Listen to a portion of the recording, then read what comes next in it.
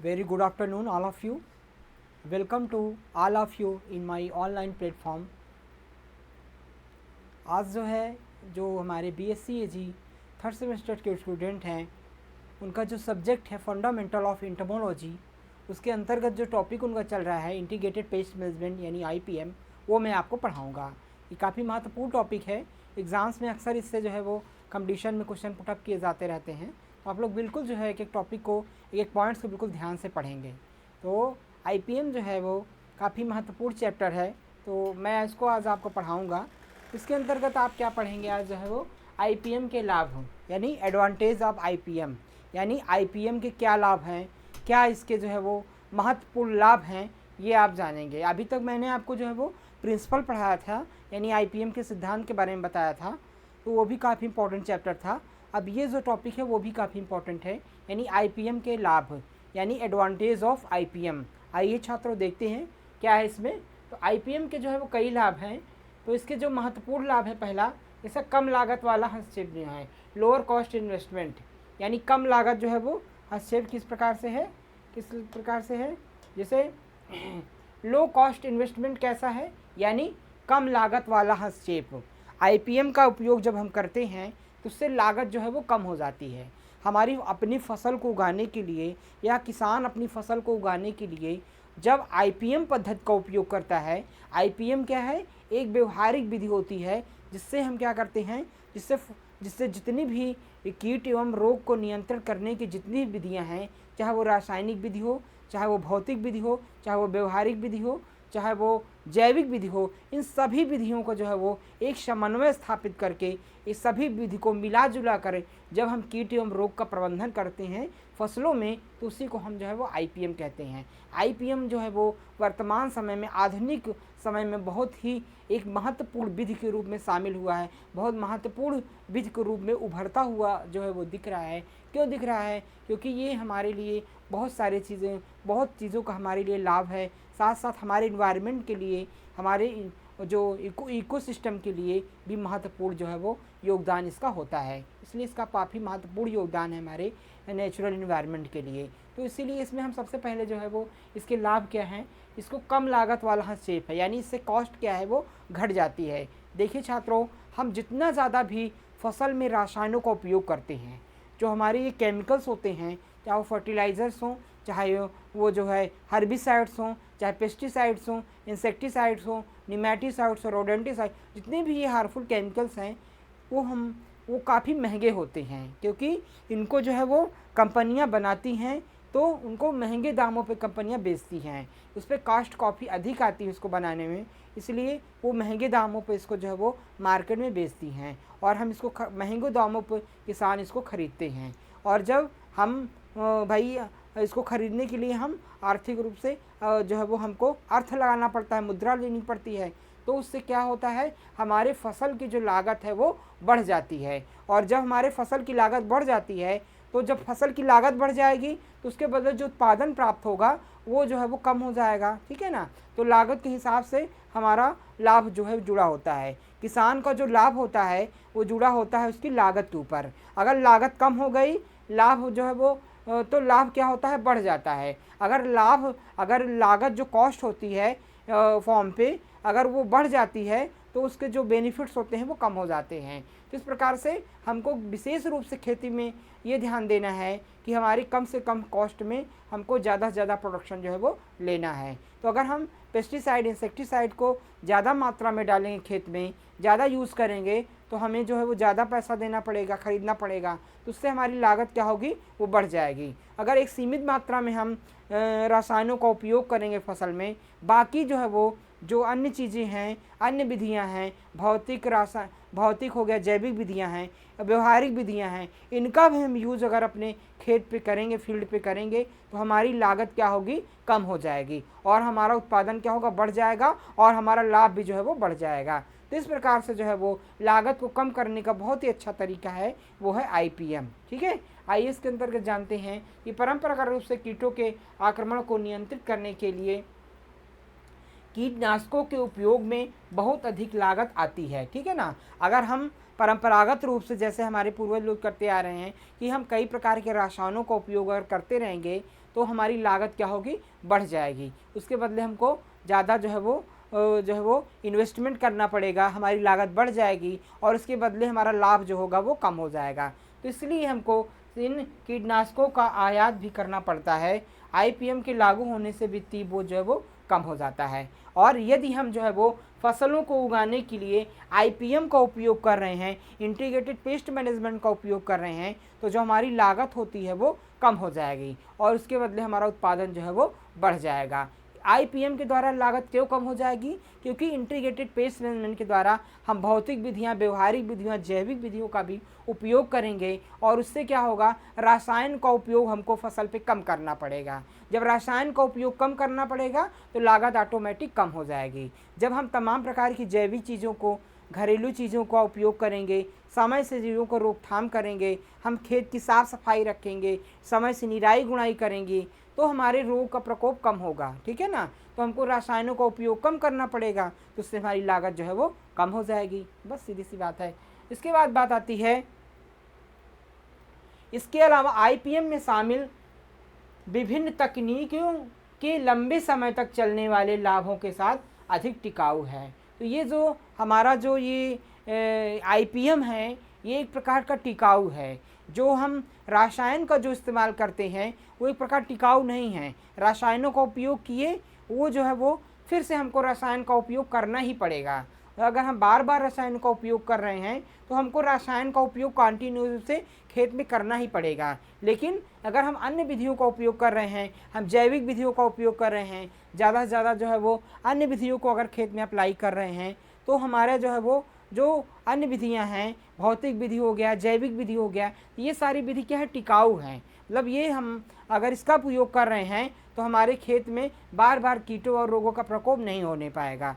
तो ये मतलब अधिक समय तक चलेगा। और जो रसायन है वो तो तुरंत आप डालें, जीव मरा, वो फिर से ख़त्म हो गया उनका असर, कुछ दिनों में उनका असर ख़त्म हो गया, फिर से आपको रसायन डालना पड़ेगा, तो आपको खर्चा ज़्यादा करना पड़ेगा। और जो अन्य चीज़ें हैं वो टिकाऊ होती हैं। अगर हम जैविक चीज़ों का प्रयोग करेंगे तो मिट्टी की दशा सुधरेगी, मिट्टी की दशा सुधरेगी तो रोग एवं कीटों का प्रकोप कम होगा, मिट्टी में मृदा जनित रोगों का प्रकोप कम होगा। ठीक है ना। जैविक चीज़ें ज़्यादा दिन तक बनी रहती हैं। ठीक है, पौधे को रेजिस्टेंस बनाती हैं, तो जिससे रसायनों का उपयोग कम हो जाता है और रसायन का उपयोग जहाँ कम हो गया उसकी लागत जो है वो कम हो जाती है। ठीक है ना। जैविक चीज़ें सस्ती होती हैं, जो घरेलू चीज़ें सस्ती होती हैं, और जो हम मार्केट से परचेज़ करते हैं वो चीज़ें हमको महंगी होती हैं। मार्केट से हम क्या करते हैं, रसायन का उपयोग, ज़्यादातर रसायनों को परचेज़ करते हैं। तो इस प्रकार से जो रसायन होते हैं वो महंगे होते हैं और उनका उपयोग करेंगे खेत में, फील्ड में कीटों और रोगों को नियंत्रित करने के लिए, तो लागत बढ़ जाएगी। और ये जैविक चीज़ों के उपयोग करेंगे ज़्यादा से ज़्यादा तो हमारी लागत जो है वो कम हो जाएगी। ठीक है। मैं उम्मीद करता हूँ कि आप लोग समझ गए होंगे। अब जो अगला मेरा टॉपिक है, दूसरा जो लाभ है आईपीएम का, पर्यावरण को लाभ, बेनिफिट्स ऑफ द एनवायरनमेंट। तो मैं हमेशा बताता रहता हूँ कि जो आईपीएम विधि है ये जो है वो पर्यावरण से जुड़ी हुई है। ये एक इको फ्रेंडली मेथड है, इको फ्रेंडली मेथड है आपके इंसेक्ट और डिजीज़ को कंट्रोल करने के लिए। तो ये पर्यावरण से जुड़ा हुआ एक विधि है। इसमें क्या होता है, इसमें जो है वो ज़्यादा से ज़्यादा जो है वो जैविक विधियों, भौतिक विधियों, व्यवहारिक विधियों का प्रयोग होता है।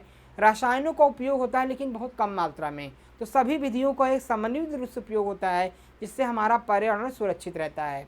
रसायन क्या करते हैं, पर्यावरण को प्रदूषित करते हैं, पर्यावरण में रहने वाले जीवों को जो है वो प्रभावित करते हैं, मनुष्य को प्रभावित करते हैं, या फिर जो है वो कई प्रकार के इनके विषाक्त प्रभाव होते हैं। प्रदूषण को ये बढ़ा देते हैं, जैसे मृदा प्रदूषण हो गया, जल प्रदूषण हो गया, वायु प्रदूषण हो गया, इनको जो है वो बढ़ाने का काम करते हैं रसायन। ठीक है ना। क्योंकि रसायन क्या होते हैं, हवा में फैल जाते हैं, जल में फैल जाते हैं, मिट्टी में फैल जाते हैं, जिससे क्या होता है, इनके विषाक्त पदार्थ जो है वो हमारे शरीर के अंदर चले जाते हैं और ये जो है वो तमाम प्रकार के अस्वास्थ्य की हमको बीमारियां जो है वो कॉज कर देते हैं। तो ये हमारे लिए घातक होते हैं, सीधी सी बात है। और जो हमारे लिए जैविक चीज़ें हैं वो हमारे लिए फ़ायदेमंद होती हैं, हमारे पर्यावरण के लिए फ़ायदेमंद होती, पर्यावरण जीवों को फ़ायदेमंद होती है। तो इस प्रकार से जो इंटीग्रेटेड पेस्ट मैनेजमेंट है वो हमारे पर्यावरण के लिए बहुत ही लाभकारी है, पर्यावरण के जीवों के लिए बहुत ही लाभकारी होता है। तो इस प्रकार से जो है वो कीटनाशकों का उपयोग अक्सर पर्यावरण के क्षरण से जुड़ा होता है, जिससे कुछ और अतिरिक्त समस्याएं जो है वो पैदा हो जाती हैं। अच्छा, स्क्रीनशॉट इसका ले लीजिए, आप लोग इसका स्क्रीनशॉट ले लीजिए, इसका भी ले लीजिए। तो पर्यावरण में अक्सर पर्यावरण के क्षरण से जुड़ा होता है, जिससे कुछ अतिरिक्त समस्याएं पैदा हो जाती हैं। तो कई प्रकार की समस्याएं पैदा हो जाती हैं, वो मैंने आपको जो है वो बता दिया है। दूसरी चीज़ ये है कि IPM एक पर्यावरण अनुकूल दृष्टिकोण है और किसी भी हस्तक्षेप को लागू करने से पहले पर्यावरण पर पड़ने वाले प्रभावों पर हमेशा विचार किया जाता है। तो IPM जो होता है, इंटीग्रेटेड पेस्ट मैनेजमेंट, जो है वो एक पर्यावरण से जुड़ा हुआ है। उसका जो दृष्टिकोण है वो पर्यावरण से जुड़ा हुआ है। वो पर्यावरण की आवश्यकता को ध्यान में रखते हुए इसे लागू किया जाता है। तो हमारे जो वातावरण की दशाएं हैं उसके अनुकूल इसका प्रभाव जो है वो देखते हैं, जो उसके अनुकूल इसका प्रभाव पड़ता है। और इसमें जो है वो ये जो है IPM जो है वो पर्यावरण के प्रभाव को हमेशा ध्यान में रखता है।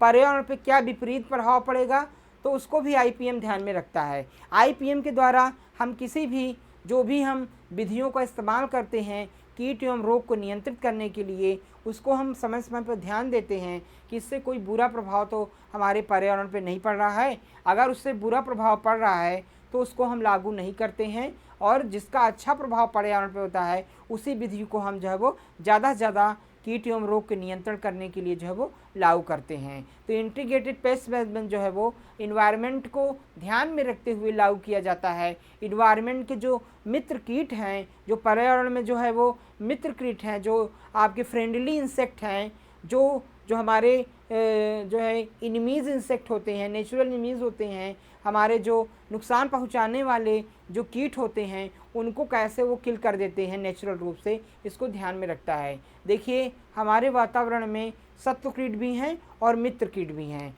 जो शत्रु कीट हैं वो हमारी फसल को नुकसान पहुंचाते हैं, और जो मित्र कीट होते हैं वो शत्रु कीट को खा करके नष्ट कर देते हैं, जिससे जो है वो शत्रु कीट की संख्या कम हो जाती है और हमारी फसल जो है वो उनसे बच जाती है। तो मित्र कीट को ज़्यादा से ज़्यादा इंक्रीज़ करना, मित्र कीट के जो है स्वास्थ्य को ध्यान में रखना, मित्र कीट की संख्या को ज़्यादा से ज़्यादा बढ़ाना, ये भी IPM का एम होता है। तो IPM जैविक चीज़ों को बढ़ाता है और रासायनिक चीज़ों को नष्ट करता है, और जो हार्मफुल इंसेक्ट पेस्ट हैं उनको जो है वो उनकी संख्या को कम करना भी इसका उद्देश्य प्रमुख रूप से होता है। इस प्रकार से जो IPM होता है वो इको फ्रेंडली हमारे लिए होता है। तो ये क्या करता है, कीटनाशकों को कम प्रयोग से मिट्टी की उर्वरता पर कोई असर जो है वो नहीं पड़ता है। तो कीटनाशकों को जो रसायन होते हैं वो मृदा को प्रदूषित करने का काम करते हैं। तो रसायनों का कम उपयोग करते हैं, ज़्यादा से ज़्यादा हम जैविक चीज़ों का प्रयोग करते हैं, जिससे मिट्टी में जो जैविक सूक्ष्म तत्व होते हैं, जो जैविक सूक्ष्म जीवाणु होते हैं, उनकी संख्या ज़्यादा से ज़्यादा होती है और वो हमारे लिए बेनिफिट जो है वो होते हैं, हमारी फसल के लिए फ़ायदेमंद जो है वो होते हैं। ठीक है ना। तो इस प्रकार से इसका जो है वो लाभ होता है। तीसरा जो लाभ होता है IPM का, वो होता है कीटनाशकों के अवशेषों के खतरों को कम करता है। Minimise residues hazard of pesticide, यानी ये जो कीटनाशकों के अवशेषों खतरा होता है, कीटनाशकों से जो उत्पन्न होने वाला खतरा होता है, डेंजरस प्रभाव होता है, उसको जो है वो कम करता है। देखिए, जो केमिकल्स होते हैं उनसे कई प्रकार के हानिकारक प्रभाव होते हैं। केमिकल्स जो है जो हमारे बॉडी के अंदर जाते हैं, ये जो है वो जो हमारा फूड मटेरियल होता है, चाहे वो ग्रेन्स हो, चाहे वो वेजिटेबल्स हो, चाहे वो फ्रूट्स हों, जो भी हमारा फूड मटेरियल होता है उसमें जो है वो ये एब्जॉर्ब हो जाते हैं केमिकल्स। तो ये एब्जॉर्ब हो करके हमारे बॉडी के सिम्टम्स में चले जाते हैं, हमारे जो है वो डाइजेस्टिव सिस्टम में ये चले जाते हैं, और ये जब एब्जॉर्ब हो जाते हैं हमारे ब्लड में तो कई प्रकार की समस्याएं उत्पन्न कर देते हैं। जैसे ये सबसे घातक बीमारी से कैंसर हो गया, लीवर का डैमेज होना हो गया, आपका जो है किडनी का फेल होना हो गया, किडनी संबंधित बीमारियां हो गया, एक्जिमा हो गया, आपका जो है वो हार्ट संबंधी बीमारियां हो गया, BP हो गया, शुगर हो गया, मेंटल मानसिक बीमारियां हो गया। तो कई प्रकार की बीमारियों को ये जो है वो जन्म देते हैं। तो हम जो है वो कई प्रकार की बीमारियों से पीड़ित हो जाते हैं और ज़्यादा बढ़ने पे जो है वो हमारी मृत्यु भी हो जाती है। इसके अलावा केमिकल्स जो है वो कई सारे जीव के अंदर चले जाते हैं और उनकी संख्या को कम कर देते हैं। आज जो है वो ये विषाक्त जो रसायन हैं ये हमारे दूध को भी प्रभावित कर दे हैं। जो हमारे गौवंश हैं, भैंस वंश हैं, वो भी जो चारा खा रही हैं उसमें केमिकल्स जो है वो, जब हम जो है वो फॉडर में केमिकल्स का यूज़ करते हैं तो वो केमिकल्स हरे चारे के द्वारा जानवर के अंदर चले जाते हैं और जो उनका दूध होता है वो भी प्रदूषित हो जाता है, और जब दूध को हम पीते हैं तो वो हमारे अंदर भी प्रवेश कर जाते हैं। इस प्रकार से जो रसायन होते हैं उसके कई प्रकार के घातक प्रभाव जो है वो होते हैं। तो इन रसायनों का उपयोग हम आईपीएम में कम करते हैं। जो आईपीएम होता है वो केमिकल्स का यूज़ कम करने के लिए, ये नहीं कि बिल्कुल यूज़ मत करिए, करते ही थोड़ा मात्रा में करते, सीमित मात्रा में करिए, अन्य विधियों को भी शामिल करिए। इन सब के मिला जुला करके वो कीटों रोगों को नियंत्रित किया जाता है। तो आईपीएम जो है वो जो है क्या करता है, कीटनाशकों के जो अवशेष होते हैं, जो उससे खतरे होते हैं, उसको कम करने का काम जो है वो करता है। ठीक है ना। यह स्पष्ट है कि आईपीएम अनुसूची में कीटनाशकों का उपयोग काफ़ी कम हो जाएगा, इसलिए कीटनाशक अवशेषों के खतरे भी स्वचालित रूप से कम हो जाएंगे। जो आईपीएम होता है, इंटीग्रेटेड पेस्ट मैनेजमेंट होता है, ये जो बेनिफिशियल और ज़्यादा हार्मफुल जो विषाक्त रसायन होते हैं उसकी एक सूची जारी करता है समय समय पर। जो घातक होते हैं, जो हमारे शरीर के लिए बहुत ही घातक होते हैं, जैसे आपका जो है वो इंडोसल्फान देखिए अभी बैन हो गया, ठीक है, बेंजीन हेक्साक्लोराइड बैन हो गया, क्लोरोपाइरीफास। तो तमाम प्रकार के जो एकदम घातक रसायन होते हैं, जिनको विषाक्त होते हैं, जिनका प्रभाव ज़्यादा से ज़्यादा हमारे फूड मटेरियल्स पे होता है, हमारी बॉडी पे होता है, उनको जो है वो बैंड कर दिया जाता है। जैसे डीडीटी का नाम सुना होगा। तो ये तमाम प्रकार के घातक रसायन होते हैं जिनका प्रभाव बहुत ज़्यादा होता है हमारे फसलों पे, और हमारे ऊपर भी बहुत घातक विषाक्त प्रभाव होता है। तो उसको जो है धीरे धीरे बैंड कर दिया जाता है। आईपीएम उन घातक रसायनों के बारे में अध्ययन करता है और उसे जो है वो रोकथाम का भी इलाज जो है वो करता है, कैसे उनको रोका जाए। तो इस प्रकार से उसको जो है वो उसके प्रभाव को कम जो है वो करता है आईपीएम। इसके बाद चौथा जो इसका है वो है एंटी रेजिस्टेंस, यानी प्रतिरोध। तो प्रतिरोध जो होता है, एंटी रेजिस्टेंस महत्वपूर्ण गुण होता है। देखिए, एंटी रेजिस्टेंस का मतलब होता है कई सारे जो आपके केमिकल्स हैं, पेस्टिसाइड्स हैं, इंसेक्टिसाइड्स हैं, उनका अगर हम कंटिन्यू रूप से उपयोग करते हैं तो वो उसका घातक प्रभाव फसलों पे होता है। और धीरे धीरे एक चीज़ और होता है, जो हमारा पेस्ट होता है उसके प्रति जो है वो अपना इम्यूनिटी डेवलप कर लेता है, उसके अंदर प्रतिरोधक क्षमता विकसित हो जाती है।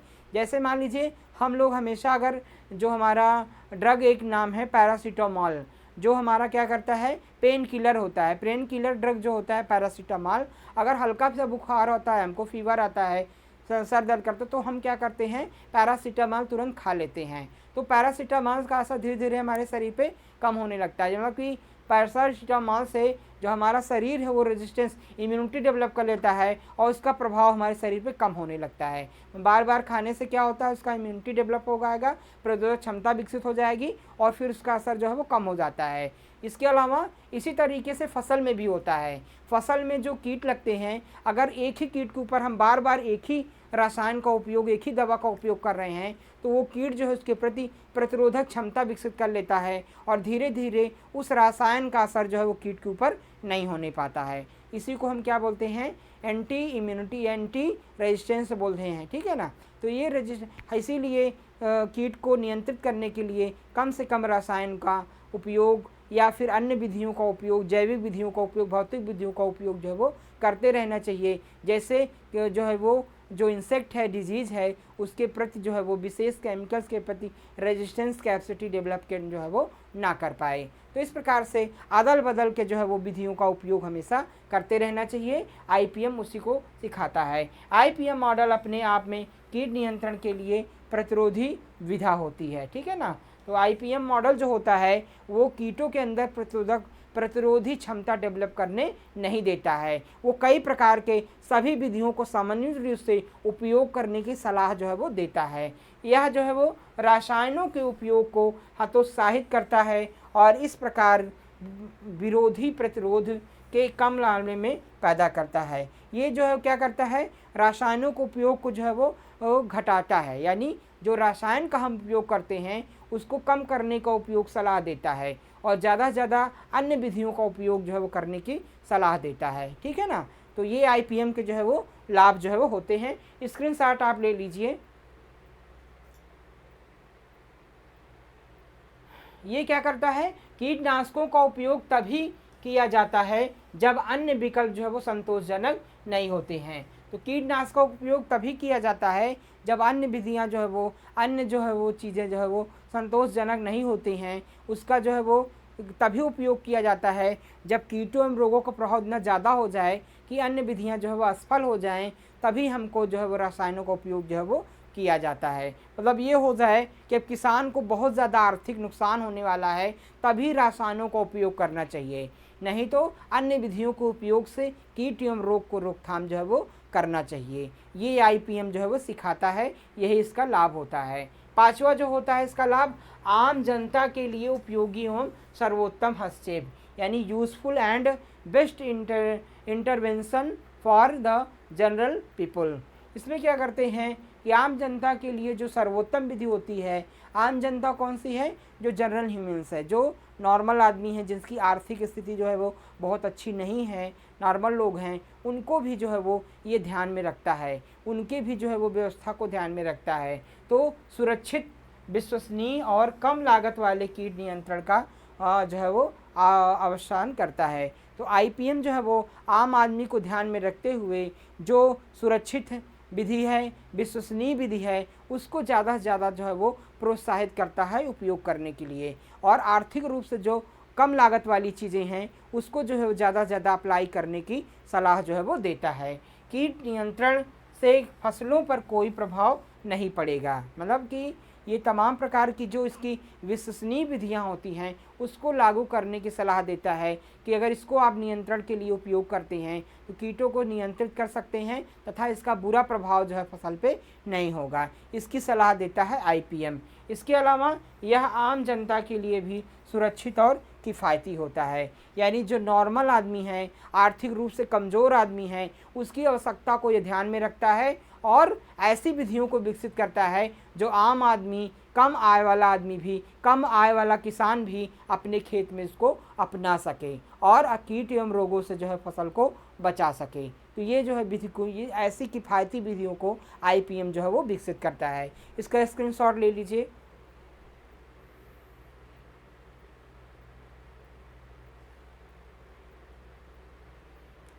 अब जो है हम अगला टॉपिक जो पढ़ाएंगे वो है IPM से के नुकसान तथा सीमाएं। अब बात आती है कि इसकी लिमिटेशंस क्या हैं, इसके कुछ डिसएडवांटेज हैं। देखिए, किसी का एडवांटेज है तो उसके साथ डिसएडवांटेज भी होता है। तो इसके क्या डिसएडवांटेज हैं, क्या इसकी लिमिटेशंस हैं, क्या सीमाएं हैं, ये आप पढ़ेंगे। ये भी काफ़ी इंपॉर्टेंट टॉपिक है आपका। तो इसके क्या नुकसान हैं, क्या डिसएडवांटेज हैं, तो इसमें क्या है, पहला इसकी लिमिटेशंस क्या हैं, यानी विधि की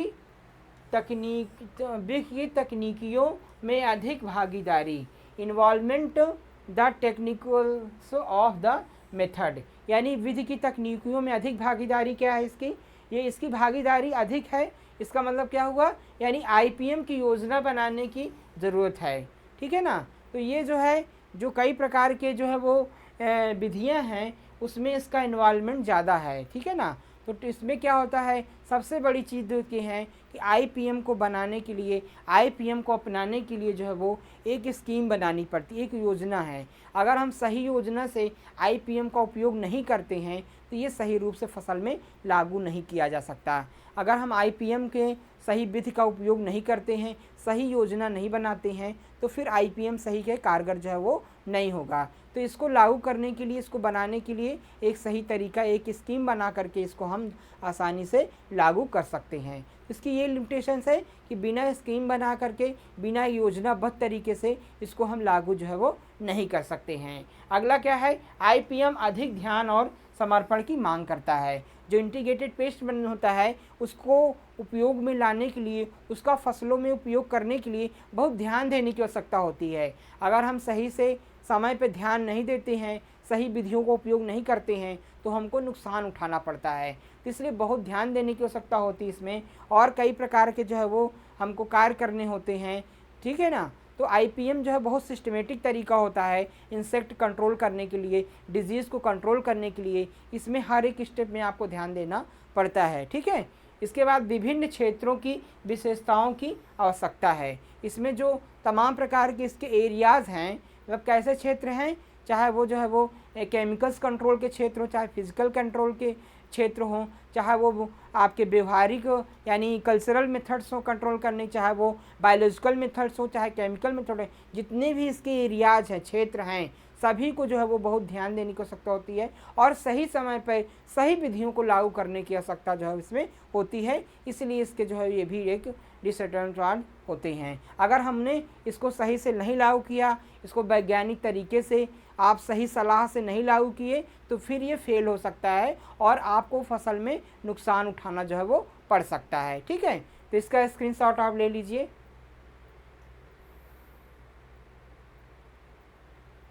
आईपीएम में शामिल सभी लोगों को शिक्षित और प्रशिक्षित करने की आवश्यकता होती है। तो आईपीएम जो है वो जो इंटीग्रेटेड पेस्ट मैनेजमेंट है, उसमें जितने भी जो भी किसान हैं, जो भी उसको लागू करने वाले लोग हैं, सभी का शिक्षित एवं प्रशिक्षित होना चाहिए। अगर वो जानकारी शिक्षित होंगे, प्रशिक्षित होंगे, तभी जितनी भी आईपीएम की विधियां हैं उसको सही रूप से वो लागू कर पाएंगे, सिस्टमेटिक ढंग से उसको अप्लाई कर पाएंगे। अगर अप्लाई सही से नहीं कर पाएंगे तो उसमें नुकसान उठाना पड़ता है। इसलिए किसानों को शिक्षित होना चाहिए, प्रशिक्षित होना चाहिए, जिससे वो सही रूप से सिस्टमेटिक ढंग से आईपीएम को फील्ड में लागू किया जा सके।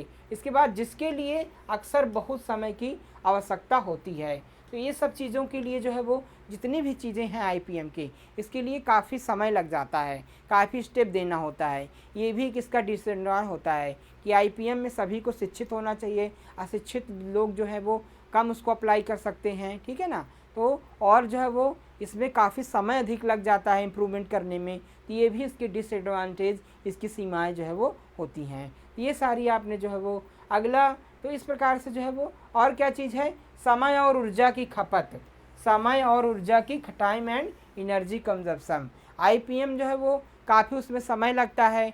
जैसे आप जैविक चीज़ों का उपयोग कर रहे हैं फसल में, तो जैविक चीज़ें जो होती हैं उसका प्रभाव देर से होता है और जो रसायन होते हैं उसका प्रभाव शीघ्र दिखाई देने लगता है।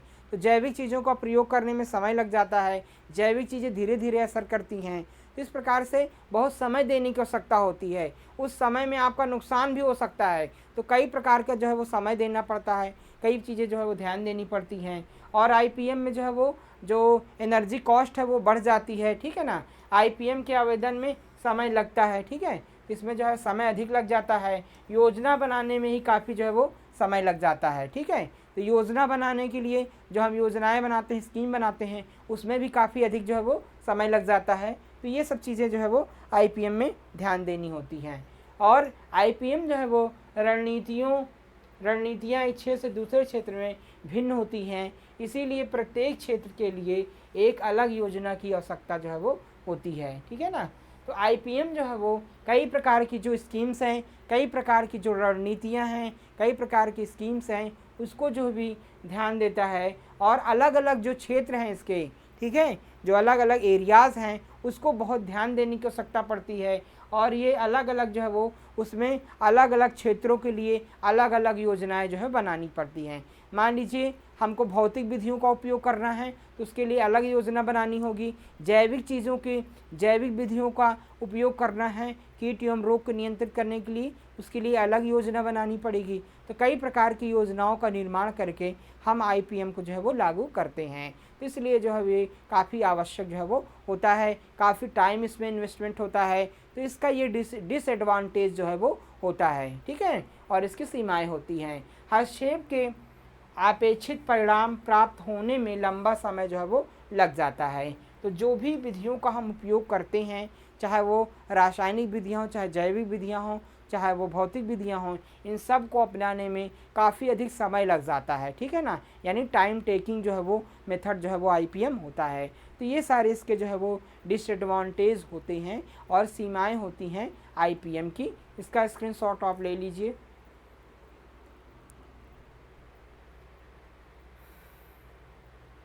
इसके बाद पढ़ेंगे आईपीएम की चुनौतियाँ, क्या चैलेंजेस हैं आईपीएम के। यानी चैलेंजेस इन आईपीएम। आईपीएम की कई सारी चुनौतियां हैं, कई सारी चीज़ों को आईपीएम में ध्यान देना होता है, कई प्रकार की इसकी जो है वो चैलेंजेस होते हैं फार्मर्स के। आईपीएम को जब फार्मर्स लागू करता है तो उसके पास कई प्रकार की चुनौतियां होती हैं उसको लागू करने में। चुनौतियां क्या होती हैं, जैसे कि उसके पास जो है वो आईपीएम की विधियों को लागू करने के लिए जो है वो इसका एनवायरनमेंट कैसा है, उसका वहाँ का क्लाइमेटिक कंडीशन क्या है, वहाँ का जो है वो फिजिकल एनवायरनमेंट क्या है, वहाँ का जो है वो उसकी कॉस्ट, मतलब उसका जो उसके पास मनी कैसी है, वहाँ की मिट्टी कैसी है, वहाँ पर लेबर रिक्वायरमेंट कैसी है, तमाम चीज़ें जो है वो आईपीएम में लागू करते समय जो है वो ध्यान जो है वो देनी चाहिए। ठीक है ना। तो आईपीएम की शुरुआत में सबसे बड़ी आवश्यकता जो होती है वो होती है वित्तीय बाधाएं। ठीक है ना। आईपीएम में जो है वो सबसे बड़ी चीज़ होती है वित्तीय बाधाएं, यानी मनी। फार्मर्स किसी विधि को अप्लाई कर रहा है खेत में, उसके लिए उसको मनी की आवश्यकता होती है। तो तमाम प्रकार की जो विधियां हैं, चाहे वो कल्चरल मेथड हो, बायोलॉजिकल मेथड हो, उन सबको अप्लाई करने में कुछ मनी की आवश्यकता होती है, यानी रसायनों को परचेज करने भी मनी लगती है। तो हम जब इंटीग्रेटेड फॉर्म में सभी विधियों को लेते हैं तो हमको मनी की आवश्यकता होती है। अगर लोकल है, गरीब किसान है, तो उसके पास पैसा कम है, तो उसको जो है वो आईपीएम वो सही से लागू जो है वो नहीं कर सकता है। तो ये भी समस्याएं कभी कभी किसानों के पास आती हैं। दूसरी समस्या क्या है, विशेषज्ञता की भागीदारी का अभाव। विशेषज्ञता मतलब क्या होता है, जो उसके नॉलेजफुल लोग हैं, जो साइंटिस्ट हैं, वैज्ञानिक हैं, जो आईपीएम को सही से किसानों को बता सकते हैं, उसकी भी कमी देखी गई है। यानी किसानों को सही रूप से बताने वाला कोई नहीं है। विशेषज्ञता जो उसका नॉलेज है आईपीएम का, उसको देने के लिए लोगों की कमी है। यानी किसानों को सही सलाहकार की आवश्यकता है, और सही सलाहकार जो पढ़े लिखे लोग हैं, एग्रीकल्चर कृषि से जुड़े हुए, कृषि शिक्षा से जुड़े हुए जो लोग हैं, वो जो है सही रूप से किसानों को नहीं सलाह देते हैं, नहीं बताते हैं। किसान जो इतना पढ़ा लिखा नहीं होता है, तो तमाम चीज़ें होती हैं कि विशेषज्ञता की कमी भी होती है आईपीएम के अंदर। इसके बाद जो है कीटों का पर्याप्त शोध। वो जो हमारे इंसेक्ट हैं, जो फसल में नुकसान पहुंचाने वाले कीट हैं, उतना ज़्यादा उसके बारे में अभी रिसर्च जो है वो शोध नहीं हुआ है। तमाम चीज़ें किसानों को नहीं पता हैं, तमाम चीज़ों पर भी शोध नहीं हुआ है। तमाम ऐसे इंसेक्ट पेस्ट हैं जो फसल को नुकसान पहुंचाते हैं, दवाओं का प्रभाव उन पर कम होता है, उनके लिए सही उनके नियंत्रण के शोध नहीं हैं। ठीक है ना। तो इस प्रकार से अभी हमको और शोध करने की आवश्यकता है आईपीएम के अंदर, कैसे हम जो है वो फसल को कीटों से बचा सकते हैं, सुरक्षित रख सकते हैं। ठीक है। तो कई प्रकार के शोध की आवश्यकता जो है वो है, जिसकी कमी है। ये भी एक चैलेंजेस है हमारे लिए। अगला है सहायक सरकार और नीतियों का अभाव। जो हमारे गवर्नमेंट है, उसकी कई ऐसी पॉलिसीज़ अच्छी नहीं हैं, अच्छी जो है वो सहायता नहीं प्राप्त होती है किसानों की, जिससे वो आईपीएम विधियों को लागू कर सकें। किसान जो है वो काफ़ी जो है वो गरीब है, अशिक्षित है। तो सरकारें जो है वो जो आईपीएम के लिए कई प्रकार के जो संसाधन हैं जिनको सरकार को देना चाहिए, वो सही से प्रोवाइड नहीं हो पा रहे हैं। कई प्रकार के आईपीएम में जो फिजिकल इक्विपमेंट हैं, इंस्ट्रूमेंट हो गए, या फिर विधियां हो गई, या फिर केमिकल्स हो गए, या फिर आपके जो है वो बायोलॉजिकल एक्सट्रैक्ट हो गए, जैविक पेस्टिसाइड हो गए, ये सब किसानों को सही मात्रा में आपको सही जो है वो कम पैसे में किसानों को प्रोवाइड कराना चाहिए। जो कृषि मशीनरीज़ हैं उसको कम लागत में किसानों को, जो सरकारी विभाग है उसको प्रोवाइड कराना चाहिए, जिससे किसान क्या करे, किसान उसको ज़्यादा से ज़्यादा अपना सके। उसको जो कृषि यंत्र हैं, जो अन्य दवाएं हैं, उसको सब्सिडी पे किसानों को देना चाहिए सरकार को, जिससे किसान जो है वो ज़्यादा से ज़्यादा उसके प्रति प्रोत्साहित हो और उसको लागू कर सके। तो ये भी सरकार के जो है वो इसकी कमी है अपने देश में, इसको ज़्यादा से ज़्यादा बढ़ाना चाहिए। ये भी आईपीएम की जो है वो एक प्रकार से चैलेंज है, चुनौतियां हैं। इसके बाद बात आती है विकासशील देशों में, जहाँ अभी भी, इसका स्क्रीनशॉट ले लीजिए, स्क्रीनशॉट ले लीजिए।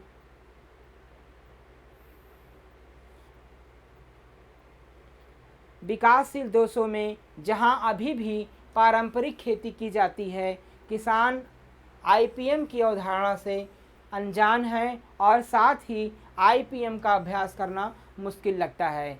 तो जहाँ पर जो भी विकासशील देश हैं, जहाँ पर अभी आईपीएम किसान बिल्कुल नहीं जानता है, जहाँ का किसान अशिक्षित है, कम पढ़ा लिखा है, वहाँ पर जो है वो खेती की कई सारी, वहाँ पर जितनी भी पारंपरिक विधियाँ हैं खेती किसानी की, जो पुराने लोग करते आ रहे हैं, उसी को किसान अभी अपना रहा है। वो आईपीएम को नहीं जानता है, आईपीएम के नियम नहीं जानता है, उसके ज्ञान की कमी है, उसको सही से वहाँ पर लागू जो है वो नहीं किया जा रहा है। तो वहाँ पर जो है वो आईपीएम का अभ्यास कराना, क्योंकि किसान अशिक्षित है, उनके पास संसाधन की कमी है, गरीब देश है, तो वहाँ पर अभी किसान ये जो है आईपीएम का अभ्यास कराना, आईपीएम को लागू करना बहुत मुश्किल है। ये भी एक जो है महत्वपूर्ण जो है वो चैलेंज आईपीएम में होता है। तो आईपीएम बहुत महत्वपूर्ण विधि है, इसको सही रूप से लागू करना और ज़्यादा से ज़्यादा मात्रा में लागू करना बहुत ही आवश्यक है, जिससे हम और हमारा जो पर्यावरण है, हमारी फसल है, जो हमारा फूड है, भोजन है, वो सुरक्षित जो है वो रह सकता है। तो आज की क्लास में छात्रों बस इतना ही। हम जो है वो कल नए टॉपिक के साथ आपसे फिर मिलेंगे नई क्लास में। आप सभी को बहुत बहुत धन्यवाद।